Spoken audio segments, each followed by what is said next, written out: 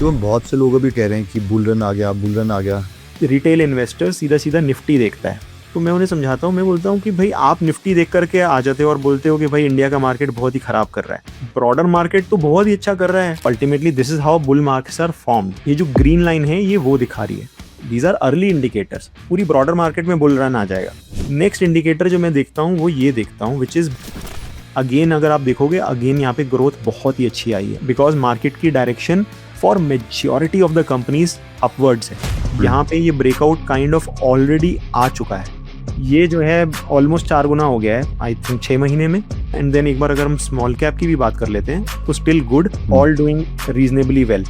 मैं एक भी रुपए मार्केट से बाहर नहीं निकालना चाहता। आई एम 100% इन्वेस्टेड। धीरे धीरे जैसे जैसे वो बुल मार्केट ग्रेजुएट होती है वो ब्रॉडर मार्केट में आ जाती है, एंड देन बेसिकली जहां भी आप पैसा लगा रहे हो वहां पे पैसा बनने लगता है। लॉन्ग स्टोरी शॉर्ट, मतलब ऑलरेडी अर्ली साइंस विजिबल हैं कि बुल मार्केट इज नियर। तो हमने क्या किया हुआ है, हमने यहाँ पे फॉर एग्जांपल यहाँ पे सब सेक्टर बना लिए एंड हम यहाँ पे स्ट्रेंथ देखते हैं। These are the 4 spaces where I am very very bullish and a large portion of my portfolio is invested. Sector सिलरीज। हमारे वो जो सब सेक्टर्स हैं जो क्रिएट करे हुए हैं, how can a person create that if they want to create? Yes, so basically This video is for educational purposes only. We are not SEBI registered advisors, so always do your own research before investing.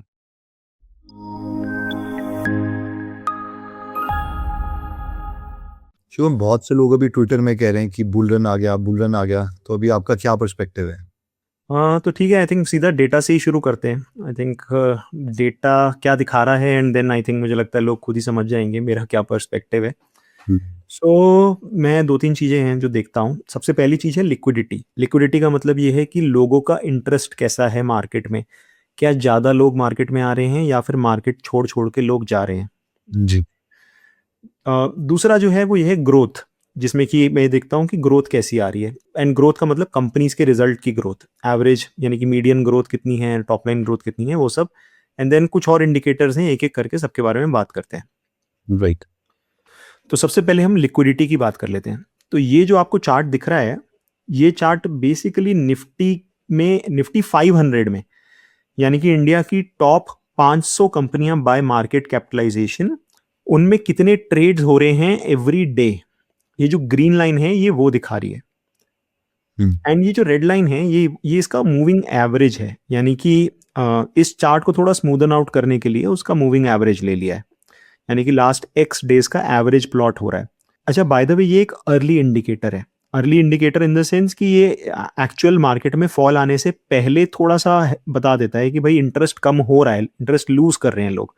जरूरी नहीं है कि ये नीचे जा रहा है तो एकदम से मार्केट क्रैश ही हो रहा है, वैसा नहीं हुआ है, बट थोड़ा थोड़ा मार्केट का इंटरेस्ट भांपने के लिए। इनफैक्ट यहाँ पे ना निफ्टी का आपको चार्ट ही दिखा देता हूँ, सो आपको एकदम कोरिलेशन समझ में आ जाएगा। सो ये जो लल मार्केट था फ्रॉम अक्टूबर 2021 यहाँ से लेकर के अक्टूबर 2021 से लेकर के यहाँ तक, इस पीरियड में अगर आप यहाँ पर इनफैक्ट लिक्विडिटी भी देखोगे तो आपको वही पीरियड है जहाँ पर आपको सेम चीज़ दिखेगी कि 2021 में यहाँ पे इसमें मिड ऑफ 21 में कहीं शुरुआत हुई है एंड 2023 में जाकर के ये खत्म हुआ है। एंड फिर उसके बाद ये रेड लाइन के ऊपर आया अराउंड अप्रैल मई में, एंड देन इसने नई रैली पकड़ी। और जब ये लिक्विडिटी इंक्रीज हुई मार्केट में तो फिर निफ्टी ने भी दोबारा नई ऊंचाइयों को छुआ। अभी अगर आप देखोगे यहाँ पर अगेन 2024 में वापस से जो है ये अपनी 200 DMA के नीचे चला गया। एंड रिसेंटली जस्ट अभी आप समझो कि मार्च के बाद से ये वापस अपनी रेड लाइन के ऊपर चला गया है, and it is giving a very very good signal in terms of liquidity. So to summarise, can we say कि मतलब कितने हजार करोड़, लेट्स से इसमें आई थिंक 4000 करोड़ रुपए की डील हुई है, तो अगर वो इंक्रीज होता रहेगा then we can have the idea कि लोगों का इंटरेस्ट है, उतनी ज़्यादा डील्स हो रही है। इवन रियल एस्टेट का एग्जांपल लेके भी हम देख सकते हैं कि इतने ज़्यादा करोड़ों के घर जो हैं वो बिके हैं। तो कहीं ना कहीं market is reading now, at least you have to find the opportunities. Yes, तो ये 4,000 करोड़, तो 1000 इंटू 1000 इंटू 1000 करोड़, तो अब नंबर में फर्क नहीं पड़ता, मेन हमें ट्रेंड में इंटरेस्ट है। राइट। सो ये था पहला इंडिकेटर जो एटलीस्ट अभी मुझे सिग्नल दे रहा है कि लास्ट 2 महीने से कि यहाँ पे मार्केट कुछ कुछ बॉटमिंग के साइन दिखा रहा है।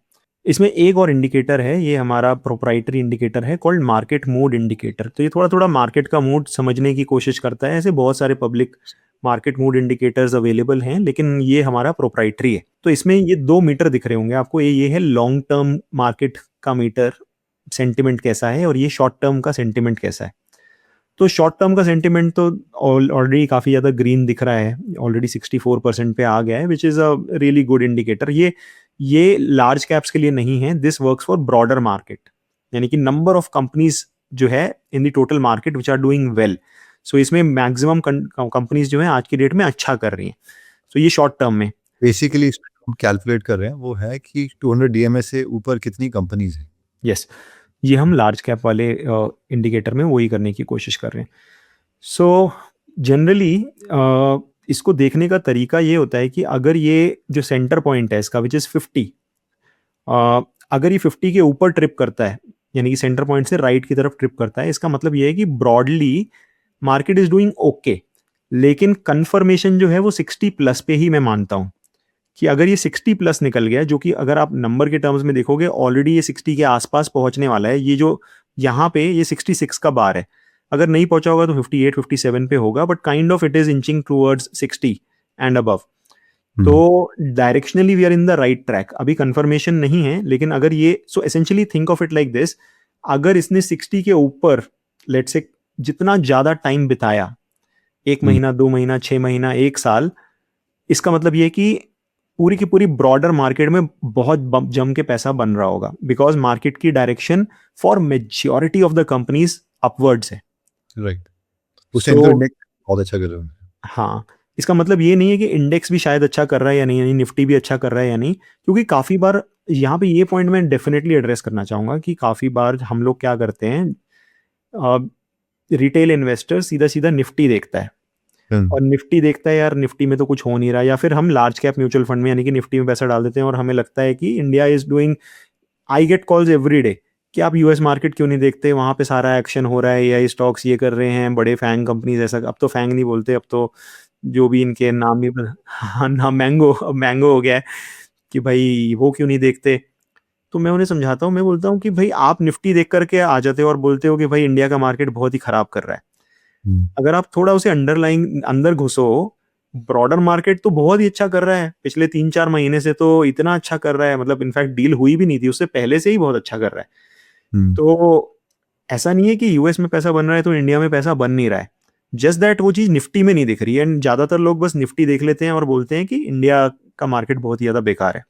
एक और इंडिकेटर है मेरे पास जो मुझे पर्सनली काफी ज्यादा इंटरेस्टिंग लग रहा है, and kudos to Prabhakar Kudva sir, जिनका हमने पॉडकास्ट भी लिया था, उन्होंने ये कल एक रिपोर्ट डाली, एंड उस रिपोर्ट में ना यहाँ पे जितनी भी ग्रोथ आ रही है across all the companies greater than 1000 crore market cap, उनकी ग्रोथ का revenue growth, EBITDA growth and PAT growth as a percentage, ये 3 बार ये रिप्रेजेंट कर रही है। और उसका एक चार्ट बताया है कि कैसे ओवरऑल कंपनी की जो ग्रोथ थी वो सितंबर 2023 वाले क्वार्टर में टॉप आउट हो गई थी, एंड सिंस सितंबर धीरे धीरे गिर रही थी, ऑलमोस्ट 23% ग्रोथ से 11% ग्रोथ पे आ गई थी, and then it started going back up slowly. And अभी जो लेटेस्ट रिजल्ट आए हैं, इनफैक्ट दिसंबर और मार्च के रिजल्ट में अगेन अगर आप देखोगे, अगेन यहाँ पे ग्रोथ बहुत ही अच्छी आई है, ऑलमोस्ट जो हाईएस्ट ग्रोथ थी पीछे 2023 में, वहां पर ऑलमोस्ट इतनी ही ग्रोथ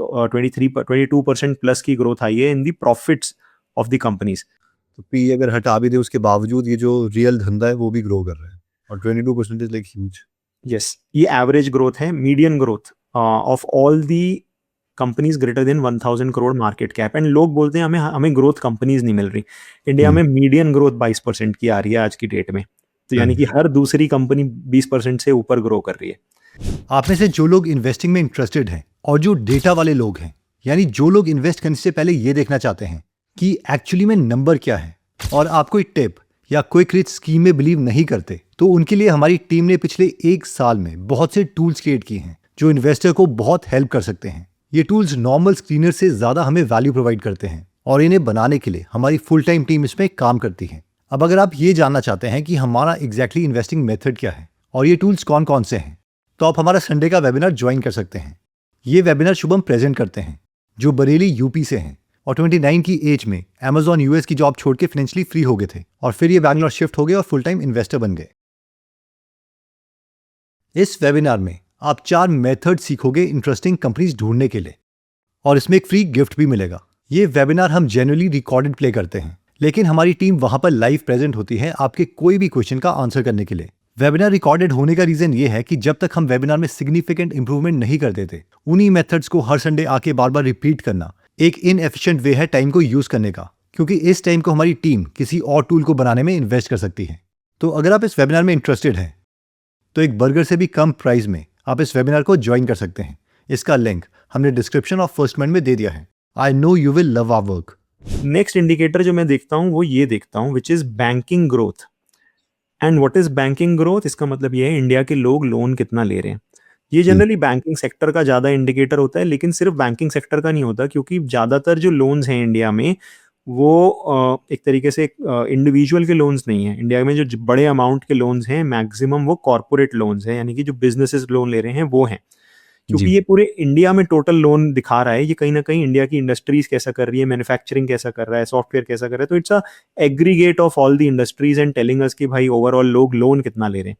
सो जैसे यहाँ पे अगर आप देखोगे ना, तो ये जो ग्रोथ है this was one of the best periods 2022 से लेकर 2024 तक, जब लोन जो है 15% के ऊपर एवरी मंथ एवरेज आउट कर रहे थे। लोन बुक ग्रोथ की बात हो रही है यहाँ पे, ठीक है। लेकिन 2024 के बाद यहाँ पे अगर आप देखो तो लोगों ने लोन या फिर इंडस्ट्रीज ने लोन लेने कम कर दिए थे एंड धीरे धीरे गिर के 10% की ग्रोथ पे आ गए थे। एंड यहाँ पे ये 10% ही थे एंड अब भी लास्ट 7-8 महीने में ग्रोथ वापस आ रही है। एंड अगेन अगर लास्ट इसका डेटा पॉइंट देखोगे, it is at 17% growth. This is the data that came on 26th of June 2026।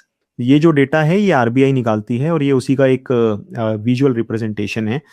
तो इसको मैं थोड़ा सा और आपको लंबे पीरियड पे दिखाता हूँ। इसमें ना आपको एकदम क्लियर साइकिल्स दिखेंगी, कब जो है लोन की ग्रोथ आती है और कब फिर श्रिंक होता है। पोस्ट कोविड अचानक से ग्रोथ आई, यहाँ पे टॉप आउट हुई एंड यहाँ पे वापस श्रिंक हुई। अभी ये वाली साइकिल चल रही है। सो कहीं ना कहीं ये ओवरऑल मार्केट की हेल्थ या कंपनीज की हेल्थ का इंडिकेटर है। अगर इंडिविजुअली शुभम हम देखें निफ्टी का, मिड कैप का, स्मॉल कैप का, तो इंडेक्स वाइज क्या दिख रहा है? सो अब यहाँ पे ना मतलब दो तरीके की बाइफर्केशन करते हैं कि भाई पहले लार्ज मिड स्मॉल इनमें से बेस्ट कौन सा दिख रहा है, और उसके बाद सेक्टर वाइज कि कौन से सेक्टर्स अच्छे दिख रहे हैं, ठीक है। बट मैं ब्रॉडर सेक्टर पे ही जाऊंगा, मैं I will not go into minor sectors but high level पे। सो अगर आप देखो लार्ज मिड और स्मॉल में, तो ये है हमारा निफ्टी का चार्ट।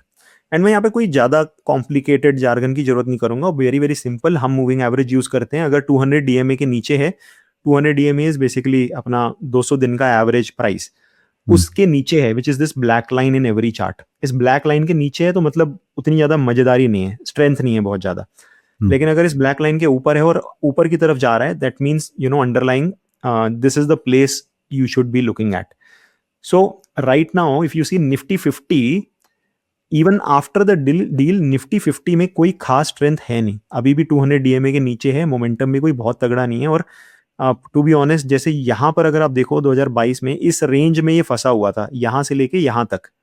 एंड फिर जब ये ब्रेकआउट हुआ तो जो मोटा पैसा है वो ब्रेकआउट के बाद बना है, बेसिकली यहाँ से लेकर के यहाँ तक। This is a 40% move in the Nifty. लेकिन जब तक ये इस रेंज में फंसा हुआ था विच इज बिटवीन दिस, ये 20% की रेंज है, इसी में अंदर ही अंदर घूम रहा था और अभी भी ये इस रेंज में घूम रहा है। सो इसमें पहला अच्छी चीज क्या होगी, जब ये 200 DMA के ऊपर मूव होगा। एंड दूसरी बेस्ट चीज क्या होगी, जब मैं बोलूंगा कि निफ्टी में बुल मार्केट है, जब ये इस लेवल को ब्रेकआउट करके ऊपर जाएगा।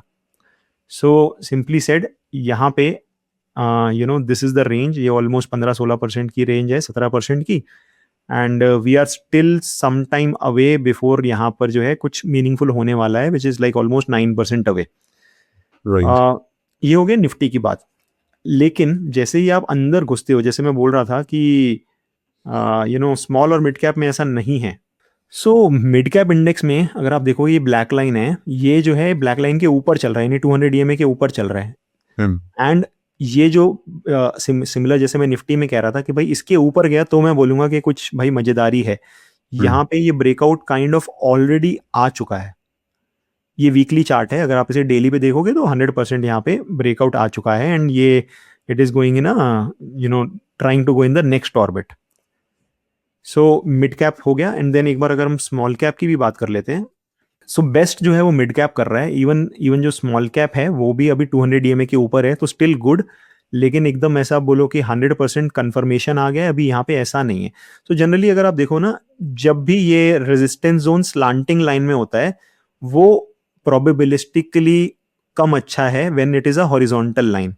हॉरिजॉन्टल लाइन पे अगर ब्रेकआउट आ रहा है, वो ब्रेकआउट ज्यादा स्ट्रांग होते हैं when compare to slanting line पे जो ब्रेकआउट्स आते हैं. तो यहाँ पे स्लांटिंग लाइन पे ब्रेकआउट, स्लांटिंग ट्रेंड लाइन पे ब्रेकआउट आया है, लेकिन मैं बोलूंगा कि mid cap is the place to be, because वो जो चार्ट है वो इन तीनों चार्ट में बेस्ट चार्ट दिख रहा है. तो अभी यहाँ तक के डेटा से तो ऐसा लग रहा है कि अच्छा mid cap index is the safest way to play. तो अभी आप क्या कर रहे हो? एक्चुअली होता क्या है कि there is a bull market in all the markets, just that हमें वो जो रैपर है ना उसे खोल खोल के अंदर जाना पड़ता है. अब वो इन्वेस्टर के ऊपर है वो कितने लेवल तक अंदर जाता है. सबसे जो बिल्कुल ही बेसिक इन्वेस्टर है वो कहता है मैं सीधा सीधा निफ्टी 50 ले लूंगा, और भाई मैंने ये बंद लिफाफा ले लिया, जो भी है I am happy with it.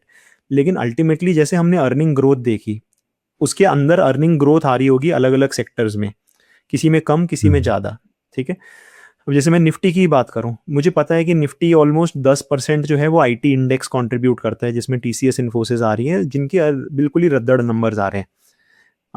5% growth, 4% growth, तो ये 10% जो वेटेज है, हालांकि अब वो इतना करेक्ट हो चुका है कि यहाँ पे रिवर्जन टू मीन आ सकता है, क्योंकि अब शायद कितना 15-16 के पीई पे आ चुके हैं ये सारी कंपनियां.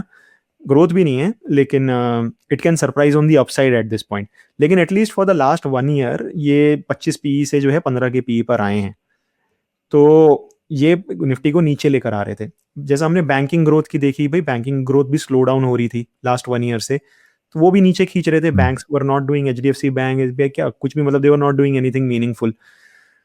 तो लेकिन जब आप इसके अंदर जो इन लिफाफों को खोलते हो, तो आपको कुछ ऐसे एरियाज मिल जाते हैं जहां पर बड़ी ग्रोथ आ रही है. फॉर एग्जाम्पल, आप जो है instead of thinking it from large cap, mid cap, small cap, try to think of it in terms of sub sectors. अभी हम बड़े बड़े सेक्टर्स की बात कर रहे हैं, लेकिन सेक्टर के अंदर जाके सब सेक्टर में जब देखेंगे, जैसे कि data centre proxies, data centre proxies is a सब सेक्टर जो कि बहुत ही अच्छा कर रहा था. इंडिया में कुछ 8-10 कंपनियां लिस्टेड होंगी जो डेटा सेंटर थीम से रिलेटेड हैं, all doing reasonably well. So basically यहाँ पे अगर आप देखोगे ना, ये हमारा एक टूल है जो कि हम सेक्टर रोटेशन टूल बोलते हैं. ये एक सेक्टर के अंदर जो सब सेक्टर्स अच्छा कर रहे हैं, तो इंडिया में अगर आप देखो, हमने ऑलमोस्ट 150 सब सेक्टर्स में पूरी मार्केट को डिवाइड किया हुआ है.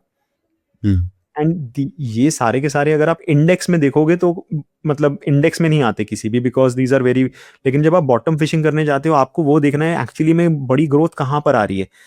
तो कुछ सेक्टर्स हैं जो बहुत ही अच्छा कर रहे हैं. जैसे आज की डेट में भी अगर आप फॉर एग्जांपल यहाँ पे फार्मा इंडेक्स की बात करता हूँ, निफ्टी का फार्मा इंडेक्स निफ्टी से बहुत ही बेटर परफॉर्म कर रहा है.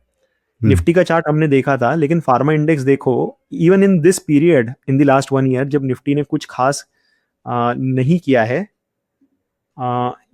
ये फार्मा इंडेक्स ऑलमोस्ट यहाँ से यहाँ पे पहुंच गया, which is 25% rise in the index. लेकिन फार्मा में भी फॉर एग्जांपल 4-5 कैटेगरीज होती हैं. एक सीडीएमओ कंपनीज हैं, एक फॉर्मुलेशन कंपनीज हैं, एपीआई कंपनीज हैं, हॉस्पिटल्स हैं, डायग्नोस्टिक्स हैं, राइट. तो ये 5-6 कैटेगरीज आती हैं. तो हमने क्या किया हुआ है, हमने यहाँ पे फॉर एग्जांपल यहाँ पे सब सेक्टर बना लिए, एंड हम यहाँ पे स्ट्रेंथ देखते हैं. तो फॉर एग्जांपल यहाँ पे अगर आप देखो, तो जितनी भी ये सीडीएमओ वाली कंपनीज हैं, they did very very well in the last almost last few months. तो kind of we do bottom up investing based on कहाँ पर जो है मार्केट की डायरेक्शन है. So pharma is definitely one sector जहाँ पे all constituents are like firing like crazy. उसके अलावा जैसा कि मैंने बताया कि भाई डेटा सेंटर की प्रॉक्सीज हो गई, या फिर पर्सनली जैसे अगर मैं अपनी बात करूं, तो मैं power sector, data center sector, pharma sector, ये 3 sector, and then auto ancillaries, these are the 4 spaces where I am kind of very very bullish, and a large portion of my portfolio is invested. ठीक है शुभम, मतलब ये देख के तो ऐसा लग रहा है कि अब ये वैसा वाला बुल मार्केट नहीं है कि कहीं भी पैसा लगाया, आंख बंद करके भी लगाया तो भी पैसा बन ही जाएगा. इट इज स्टिल कि you have to do the hunting. तो होता क्या है कि as the market goes up it creates more FOMO. फिर वो फोमो वो एक तरीके से वो जिस तरीके से सेल्फ इन्फोर्सिंग डाउन लूप होता है दैट वैसे becomes a self enforcing up loop. तो अभी मतलब कोई ज़्यादा टाइम नहीं हुआ, it is just starting. Right तो it will turn into ultimately this is how bull markets are formed, these are early indicators. लेकिन अल्टीमेटली धीरे धीरे जैसे जैसे लिक्विडिटी बढ़ती जाएगी तो वो it will become more and more popular, फिर ज़्यादा लोग और ज़्यादा इन्वेस्ट करेंगे तो पूरी ब्रॉडर मार्केट में बुल रन आ जाएगा। बट लॉन्ग स्टोरी शॉर्ट, मतलब ऑलरेडी अर्ली साइंस विजिबल हैं कि bull market is near. And मतलब पर्सनली मैं क्या कर रहा हूँ, मैं इस मार्केट में एक भी रुपए मार्केट से बाहर नहीं निकालना चाहता। आई एम 100। सो जैसे पीछे जब वॉर हुआ था उस टाइम पे 200 DMA के नीचे गया था, मैंने कैश निकाला था। But right now like last 2-3 महीने से जब से मुझे ये सिग्नल मिले हैं I am 100% invested and have no plans to. In fact अभी होता ये है कि रोज के जो है इतने सारे नाम मिल रहे हैं, 5 से 10 नाम रोज मिलते हैं एंड फिल्टरिंग में प्रॉब्लम हो रही है कि भाई यहाँ भी अच्छा हो रहा है, यहाँ भी अच्छा हो रहा है, एक्चुअली में अच्छा बेस्ट कौन सा है। सो काइंड ऑफ पैसा नहीं मिल रहा कि यार कहीं से पैसा मिल जाए जहाँ पे पैसा लगा पाए, बिकॉज आइडियाज की तो कोई कमी नहीं है इस मार्केट में। धीरे धीरे जैसे जैसे वो बुल मार्केट ग्रेजुएट होती है वो ब्रॉडर मार्केट में आ जाती है एंड देन बेसिकली जहां भी आप पैसा लगा रहे हो वहां पे पैसा बनने लगता है। जैसे हम जो 2021 में हुआ था या 2020 में पोस्ट कोविड हुआ था कि भाई फर्क ही नहीं पड़ रहा, कहीं भी पैसा डालो वहीं पैसा बन रहा है। Got it. ठीक है, जब वो ब्रॉडर चलेगा I think people will know, but as of now कि वो जो हमारे वो जो सब सेक्टर्स हैं जो क्रिएट करे हुए हैं, how can a person create that if they want to create their own? Yes, so basically trading view एक बहुत ही ज़्यादा फेमस वेबसाइट है। यहाँ पे what it allows is it allows you to combine multiple charts together and create a single chart. Right. So for example यहाँ पे अगर मैं अपना डेटा सेंटर का इंडेक्स बनाना चाहता हूँ, ठीक है, तो मैंने इसमें फॉर एग्जांपल स्टरलाइट टेक्नोलॉजी को ले लिया, ठीक है, तो ये मैंने यहाँ पे डाल दिया, ठीक है। लेकिन अब यहाँ पे मैं क्या कर सकता हूँ, इसमें प्लस करके I can also put for example HFCL। तो अब ये करेगा क्या कि दोनों की स्टॉक प्राइस को ऐड करके जो सिंगल चार्ट की तरह प्लॉट कर देगा। राइट। इसका मतलब ये प्योर इंडेक्स नहीं है, लेकिन ये इट्स अ मैथमेटिकल एडिशन। उसका स्टॉक प्राइस और उसका stock price daily daily daily daily plus करके इसने प्लॉट कर दिया है।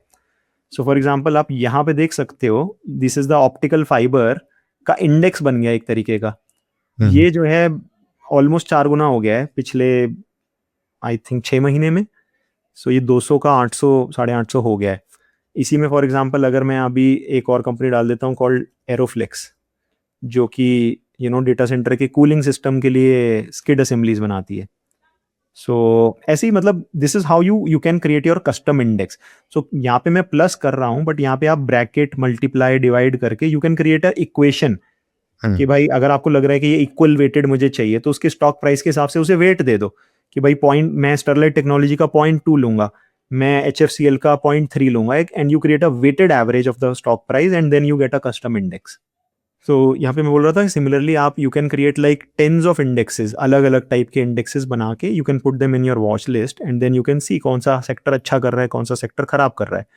और अदरवाइज जैसे we are already working on sector rotation, जिसमें ये सारे के सारे चीज़ें आपको लाइव मिलती हैं and then you can, these are 150 custom indexes that we have created. ठीक है Shubham, so what is your process कि आप इसको किस तरीके से कैप्चर करोगे? सो आई थिंक मेरा तो सिंपल फंडा है, because I primarily invest in small and mid caps, मेरे जनरली लार्ज कैप्स में नहीं रहता है। एंड जो मैंने ये बताया लिक्विडिटी का इंडिकेटर, ग्रोथ का indicator and then obviously the underlying charts strength कितना है, तो मैं तो वही देखूंगा। अगर डेटा चेंज हुआ है आई will totally change my view. So right now अगर आप निफ्टी का मिड कैप इंडेक्स देखोगे तो वो ब्रेकआउट पे है एंड अंडरलाइंग सेक्टर्स भी बहुत ही अच्छा कर रहे हैं। लेकिन अगर लेट्स से ये ब्रेक डाउन हो जाता है, वापस से गिर जाता है, अपने 200 DMA के नीचे चला जाता है, then I will change my view and I will turn cautious, which basically means मेरा प्रोसेस बहुत ही ज़्यादा सिंपल है। मैं जब अपने 200 DMA के ऊपर होता है I remain 100% invested, I do not take any amount of cash. लेकिन जैसे ये अपने 200 DMA के नीचे जाता है, जैसे कि ये अभी यहाँ पर भी गया था इस वॉर के टाइम पे, I took out some portion of my cash, max 50% तक जाता हूँ, धीरे धीरे जाता हूँ। जैसे ये वॉर के टाइम पे I had taken out almost 40% cash जो कि वापस जैसे ही मुझे साइंस दिखाई देते हैं कि भाई प्रॉब्लम खत्म हो गई है, I start to deploy them. And इसका रीजन बहुत ज़्यादा सिंपल है, जब भी पास्ट में बड़े क्रैशेस आते हैं, it can avoid the long periods जहाँ पे बड़े क्रैशेस आते हैं। फॉर एग्जांपल यहाँ पे अगर आप देखोगे 2018 से लेकर के 2020 तक 2 साल का पीरियड था जहाँ पे ये ऑलमोस्ट मिड कैप्स 35% का इंडेक्स लेवल पे क्रैश आया था, जो कि पोर्टफोलियोज में 50-60% भी ट्रांसलेट हुआ था जो primarily small and mid cap investing करते हैं। मुझे ये नहीं चाहिए, बिकॉज मैं सीख चुका हूँ पहले गलतियां कर करके। तो मैंने अपनी लाइफ को सिंपल कर लिया है कि भाई ये 200 डीएमए के नीचे गया तो मैं एक सर्टन अमाउंट ऑफ कैश रखूंगा, 200 डीएमए के ऊपर है तो मैं फुली इन्वेस्टेड रहूंगा, विच बेसिकली मीन्स ये जो लंबे पीरियड में क्रैशेस आ रहे हैं वो अवॉइड हो सकें, दैट्स ऑल। तो I will totally change my view if the data changes. जी, तो जो आप 200 डीएमए देख रहे हो वो इंडेक्स का देख रहे हो पहले, मैं इंडेक्स का देख रहा हूँ, एग्जैक्टली, यस। और फिर आप निकालोगे इंडिविजुअल कंपनीज में से ऑब्वियसली। हाँ, अब उन इंडिविजुअल कंपनीज में सेक्टर किस सेक्टर से निकालना है उसके लिए मैं सेक्टर लेवल इंडेक्सेस देखूंगा, जो कि जब मैंने सेक्टर में दिखाया, एंड ऑब्वियसली कंपनी की थीसिस जो भी है उस हिसाब से आई विल डिसाइड। लेकिन एट अ कंपनी लेवल, जैसे अगर if I am the CEO of a company, तो मुझे पहले तो ऊपर एक डिसीजन लेना है ना, फिर धीरे धीरे वो डिसीजन टीम्स पे प्रोपोगेट होगा एंड दे विल डिसाइड कि भाई, अब मैंने ऊपर से डिसीजन ले लिया, जैसे ओरेकल ने लिया कि भाई हमें 30,000 लोगों को निकालना है। अब हर टीम को एक एक गया होगा डायरेक्शन के भाई तुम्हें 10 निकालने हैं, तुम्हें 5 निकालने हैं, एंड देन कौन से 5 निकालने हैं वो टीम डिसाइड करेगी। तो सेम चीज यहाँ पे, अगर वो कैश कॉल का ऊपर से आ गया कि भाई 20% कैश कॉल लेना है, तो वो अंडरलाइंग सेक्टर्स एंड पोजीशंस के हिसाब से देखा जाएगा कि कौन सा सेक्टर निकलेगा। Right, amazing. I hope market view मिला होगा बहुत से लोगों को। Thank you Shubham. ठीक है, थैंक यू। जय हिंद। जय हिंद, बाय बाय।